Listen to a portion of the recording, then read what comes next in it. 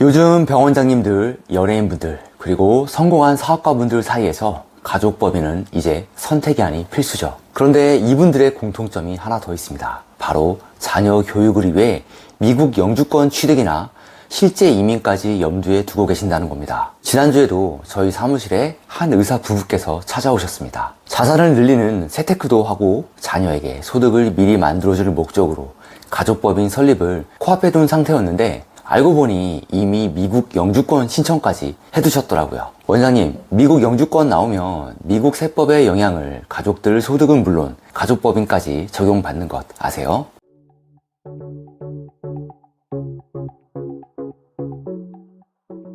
국세청 11년, 3일 회계법인 7년, 20년 넘는 경력의 국세남 나태현 세무사입니다. 가족법인을 국내 세법만 아는 곳에서는 좋으니까 그냥 만드세요 라고 하겠지만 미국 세법까지 들여다보면 이야기가 완전히 달라집니다. 저는 국내 세법은 물론 미국 세무사 자격도 보유하고 있고 뉴욕의 마크강텍스와 미국 현지 협업 네트워크를 통해 양국의 세법을 입체적으로 분석해드리고 있습니다. 오늘 영상에서는 그 의사 부부에게 들었던 솔루션, 즉 가족법인 설립과 미국 영주권 취득, 나아가 미국 이민 사이에서 여러분이 반드시 챙겨야 할 실익과 주의점을 알려드립니다.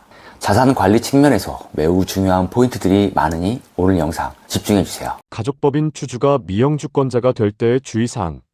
단계별로 생각해 보겠습니다. 한국 가족법인을 만드는 주된 목적은 보통 두 가지입니다. 하나는 최고 49.5%의 높은 소득세율을 부담하는 고소득자의 세테크 목적입니다. 세후소득을 법인을 통해 22%만 부담하면서 잉여금을 불려나가고 가족법인의 주주로 참여시킨 자녀에게 자연스러운 부의 이전까지 하는 것이 고소득자의 가족법인 목적입니다.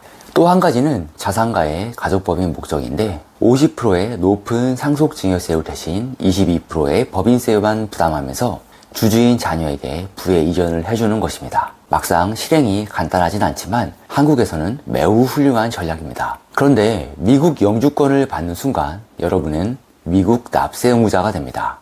미국은 거주자가 아니어도 납세 의무자의 미국 시민권자, 영주권자, 세법상 거주자를 포함하고 거주 국가와 상관없이 전 세계에서 발생한 모든 소득을 미 국세청인 IRS에 보고하고 납부해야 합니다. 따라서 영주권을 취득한 때부터 IRS는 여러분을 미국 납세 의무자로 보고 한국 가족법인에 쌓아둔 돈을 잠재적인 미국 세금으로 보기 시작합니다. 한국 가족법인은 보통 주주가 가족들로 구성된 가족이 지배하는 법인인데 미국 세법에는 CFC라 하여 해외 지배법인 규정이 있습니다. 미국은 자기 국민이 해외 법인에 이익을 쌓아두고 세금을 안 내는 것을 싫어합니다.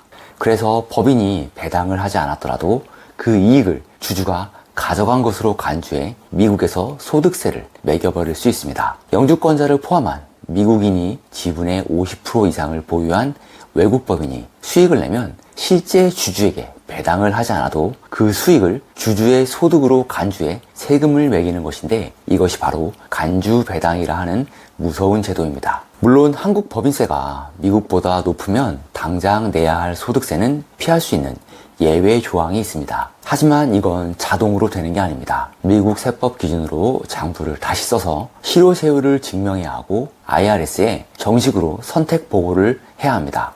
결국 세금을 안 내더라도 안 내도 된다는 증명을 하는데 비용과 노력이 들 수 있다는 게 함정입니다. 게다가 폼 5471이라 하여 해외법인 정보보고서 제출 의무도 생깁니다. 이것은 세금이 없더라도 보고해야 하는 의무이며 미신고 시 과태료가 무섭습니다. 만약 한국 가족법인의 지분을 미 영주권자 주주 3명이 각각 나눠 가지고 있다면 3명 모두 신고 의무가 있습니다. 이들이 모두 신고를 누락할 경우 IRS는 각 주주에게 10,000불씩 총 30,000불의 페널티를 연도별로 부과할 수 있습니다. 이러한 의무를 모르고 있다가 나중에 걸려서 수년치를 가족 주주 모두 한 번에 맞으면 장난이 아니겠죠. 미국 세법 몰랐다가는 가족법인 만든 이후로 과태료만 억 단위가 깨질 수도 있는 겁니다. 가족법인 주주가 실제 이민 갈 때 주의사항.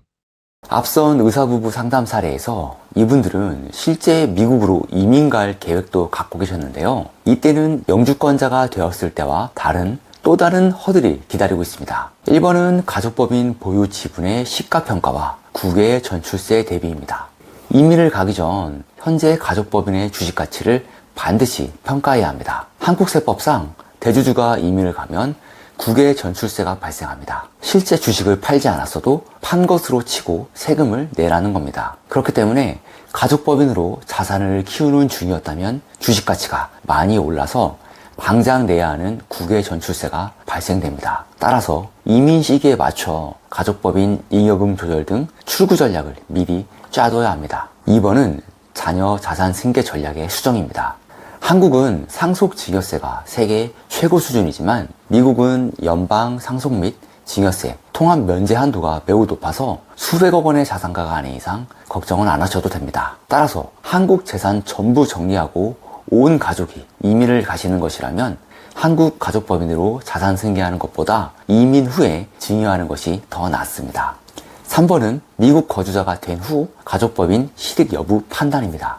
미국 거주자로서 개인 소득을 세택할 목적으로 한국 가족법인이든 미국 내의 법인인 C컵 설립이든 미국 법인세율 21%를 활용한 재투자 및 과세 이연 전략은 잘 계획하면 유효한 세테크 수단이 됩니다. 다만 미국은 소득세 최고세율이 37%여서 국내 소득세율보다 낮기 때문에 법인을 이용한 세테크 효율 차이가 납니다. 오늘 상담은 3가지로 정리합니다. 1. 가족법인은 한국 세법만으로 완성되지 않습니다. 특히 고소득자일수록 미국 영주권이라는 변수를 반드시 고려해야 합니다. 2. 이민 전 엑시트 전략이 수익률을 결정합니다.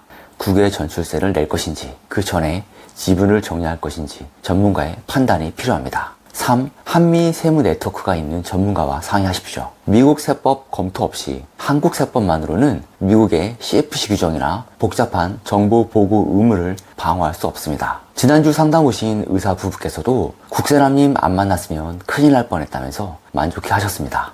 미 영주권이나 이민을 고려한 가족법인 설계가 고민이신 분들은 한국 세법은 물론 미국 세법과 현지 네트워크를 모두 갖춘 국세남이 여러분의 이민 전후 자산 로드맵을 설계해 드리겠습니다. 아래 고정 댓글 링크를 통해 상담 신청을 해주시고 오늘 영상이 유익했다면 구독, 좋아요 부탁드립니다. 국세청과 3일 회계법인을 거친 20년 경력의 국세남 나태현 세무사였습니다. 감사합니다.